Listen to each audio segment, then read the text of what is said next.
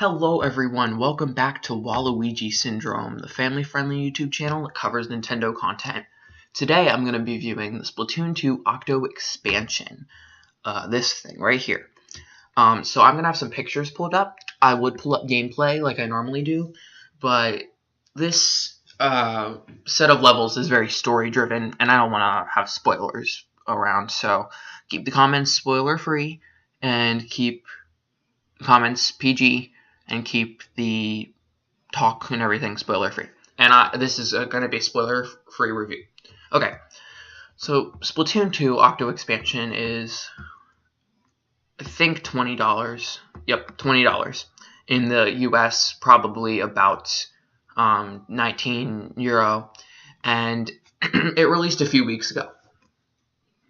Now, currently, as I'm recording this, there is a Squids vs. Octopus Splatfest going on, and it has caused some controversy of people saying it's a race war.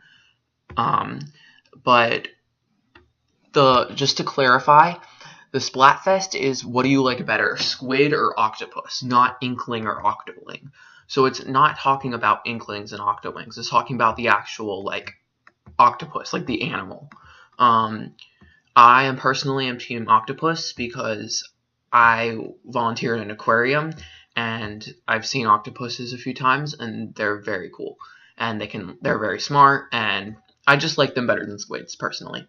And I also like octolings better than squids, but that's besides the point.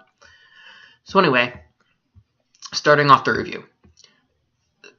Splatoon 2 Octo expansion starts out with you waking up in an abandoned subway and this creepy old guy staring at you, and basically you've lost all your memory. And you have to go through levels and regain your memory, and there's a story that you do, but that's as far as I'm going to go about it. The story adds so much lore and understanding to the Splatoon universe that it's just great. The main story of Splatoon 2, as I reviewed last episode, wasn't that great. I mean, it was good, it was fun, it was short, but in terms of like lore and knowledge and different information, it didn't really add that much to the Splatoon 2 universe, if you know what I'm saying. I hope that comes out clear. Whereas like the Octo expansion adds all these like look at these people, like what the heck are these? And just all these like new creatures and levels with like crazy stuff going on, and the levels are much improved on the single player. They are just astounding. It's actually really great. The levels are unique, they're interesting, and each one is different than the other. They all kind of have the same aesthetic look, if you will, but they are just so unique. There's two that you have to match shape using crates, and okay, that's annoying, so it's not a good example. There's some like this inkjet level, where you just have an inkjet the entire time, and you just have to get to the end before timer runs out.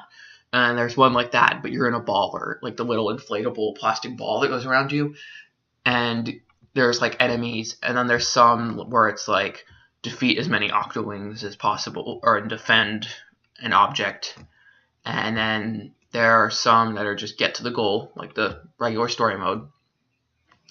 But for the most part, most of them are just very interesting and unique.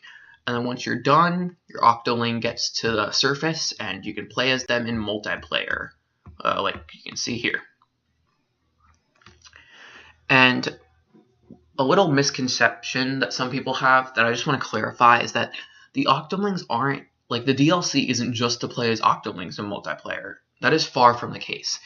This DLC is single-handedly the best downloadable content I've ever purchased in my entire life. I've gotten DLC for a lot of games, including like the Toys to Life games, I guess, if you would count like Amiibo and Skylanders and Disney Infinity and Lego Dimensions as like DLC, because you're buying new add-ons to unlock more content.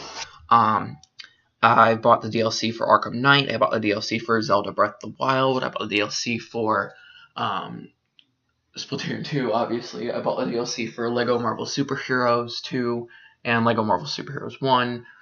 And I also bought the DLC for Star Wars Battlefront 2, which was a mistake. And not DLC, actually, like the Deluxe Edition or whatever. That DLC is free, even, which it should be, but that's besides the point. Sorry, I'm getting a bit off topic. The point is, I don't know, I've gotten a lot of different downloadable content and extra packs and stuff. And Splatoon's is just by far the best. It adds 80 new levels. Well, actually, 81, but there's... how do I... Okay. It is worth 100%ing. Basically, you unlock like a subway system, and throughout the story, there's like you're required to go to a certain amount of levels, but you can kind of choose which levels you do. Like, some of them are mandatory, but some of them it's like there are 2 paths and you can choose which one to take. So you don't end up beating every single level, but I highly encourage you to. Some levels have multiple weapon choices. I don't know what the reward is for completing all levels with all weapons, as I haven't done that. But it's not like the main Splatoon campaign where you have to redo the same level 10 or 12 times with every weapon. Some weapons, like the jetpack or the inkjet one I was telling you about, have those. You just have one weapon choice where you're just inkjet. Once you beat it, you're done, 100%. Others, like pop all the balloons in different things. You can choose from like a blaster to a charger, and so you can get extra rewards from beating those, but I'm pretty sure the rewards you get are just the points that you use to take a level. When you play the DLC, there are little CQ points, like sea cucumber points, and those you take to enter a level, and you get more when you're done with the level, and once you beat the story, you can cash it in for rewards. There is a little secret, I'm not going to say what it is, don't worry, for beating all 80 levels, and it is so worth it. It's very hard. It's the most difficult thing I've ever played in a video game, but the reward is just so worth it. So just do that. Like, once you play it and beat it yourself, you'll find out. And avoid like looking on like I know like Splatoon 2's Reddit page is just riddled with spoilers, and most of the posts are marked with spoilers, but still just avoid at all costs. Pearl and Marina also get a huge new role in the game. Well, not huge, but they're just so charming, and it kind of like how Mary guided you through the first, or not the first campaign, but the original campaign of Splatoon 2. The Pearl and Marina will talk to you, and they're getting their own amiibos, which there's one of them down here. Oh wait, these are fake. So yeah, there's Pearls. I mean, there's Marinas. Yeah, there's Pearls, and they look really good, and their new designs are super cool. And as you may have noticed, they even kind of like it happens like, and what that sounded weird, but what I mean by when it happens is it is starting to be referenced outside of just the DLC, where like today I logged on and the Splatfest they announced the Splatfest, and they reference the DLC like in the Splatfest. So it's not just like this little story that happens but doesn't matter to the whole story. No, it's super important. And in fact, like if you haven't bought Splatoon 2, I would just buy it with the expansion and then beat the main Splatoon 2 story mode, and then just go immediately into the expansion. It's worth it. So that's pretty much the review today. I hope you guys enjoyed. I went as in-depth as I felt I could without spoiling. Hopefully I didn't spoil too much, but hopefully I didn't not go into enough detail. It is just, yeah, I just don't really have any words. I'm very sorry.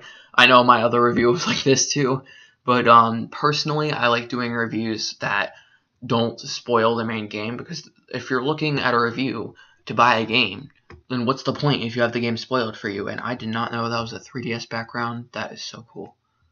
Get that. But anyway, thank you guys for watching. Be sure to like, subscribe, share it with your friends, all that stuff, and I hope you guys have a great day. Bye-bye.